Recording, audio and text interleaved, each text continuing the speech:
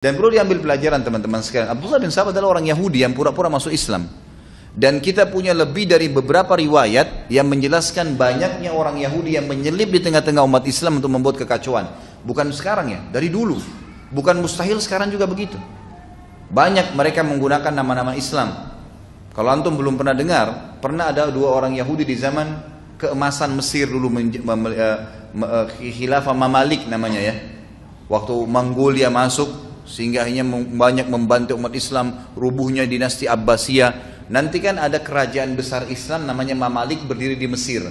Itu yang sempat membenteng ya suku Mongolia, akhirnya berhenti fitnah mereka, gitu kan. Di situ pada masa itu pernah terjadi ada dua orang Yahudi pura-pura masuk Islam dan tinggal di Madinah. Kisah nyata terjadi. Mereka dua orang ini dahinya hitam. Kalau sholat di saf pertama, paling rajin baca Quran dan paling suka bantu orang. Itu cirinya. Subhanallah, salah satu Raja Mamalik ini mimpi melihat Nabi SAW dalam mimpi dan cuma mengucapkan tolong saya, kalimat itu saja.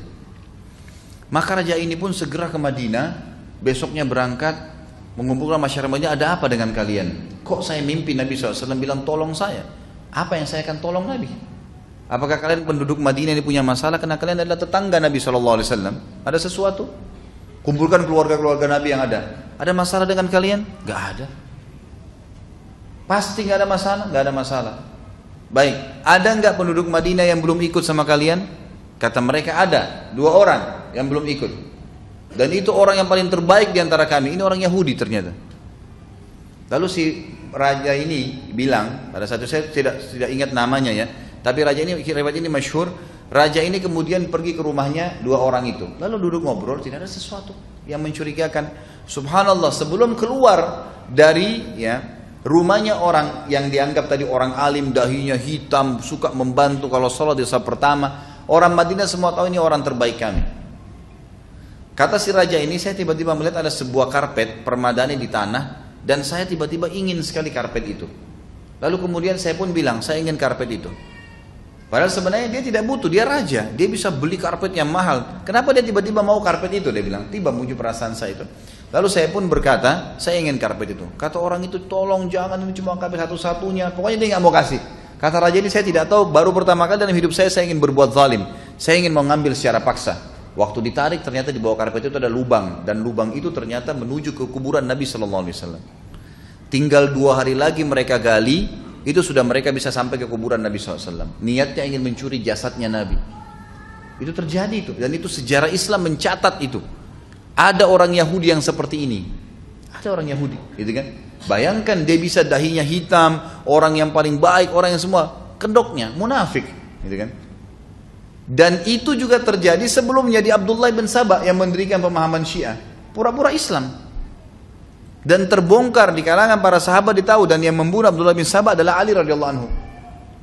Karena memang dianggap dia mengaku Ali sebagai Tuhan. Waktu ditangkap dia sebarkan fitnah bahwasanya Ali ya, lebih baik daripada Abu Bakar dan Umar serta Utsman. Lalu ditangkap oleh Ali. Dia bilang, apa kau bilang itu? Dia bilang, iya, saya yang bilang itu. Kata Ali, kau harus bertobat karena tidak pernah saya lebih baik daripada ketiganya. Lalu kata dia, saya tidak mau bertobat. Kata Abdullah bin Sabah, saya tetap anggap kau yang terbaik, karena itu memang fitnahnya dia. Itu memang fitnah. Dia tahu dengan menyebarkan fitnah dengan seperti ini, Ali adalah turunan Nabi, keluarga Nabi, dengan menggunakan nama keluarga Nabi, orang akan fanatik nantinya, dan muncul betul pemahaman itu kan. Maka kata Ali, kalau kau tidak mau taubat, maka saya akan membunuhmu. Kisos. Dia bilang, kalau kau bunuh saya berarti kau adalah dia, kau adalah Tuhan. Menyebarkan fitnah yang lebih besar lagi. Sama Ali dibunuh, gitu kan? Sama Ali dibunuh. Subhanallah, sekarang di Iran kuburannya Abdullah bin Sabah ada, diagung-agungkan. Sama dengan kuburannya Abu Lu'lu yang membunuh Umar radhiyallahu anhu. Dibuat kuburan yang mewah, ditawafin, diminta tolong setiap hari. Pemahaman Abdullah bin Sabah tersebar. Orang Islam tidak sadar, gitu kan? Kita tidak sedang membahas individual ya. Individual teman-teman kita yang di Iran, semoga Allah kasih hidayah, banyak yang tidak tahu, lahir dalam keadaan pemahaman itu. Tetapi orang tidak faham bahwasanya umat ini sedang diserang dari dalam dan banyak, terutama kalangan orang Yahudi. Pemahaman Abdullah bin Sabah sekarang tersebar. Itulah pemahaman Syiah yang banyak. Dari orang Yahudi asalnya. Allahu a'lam.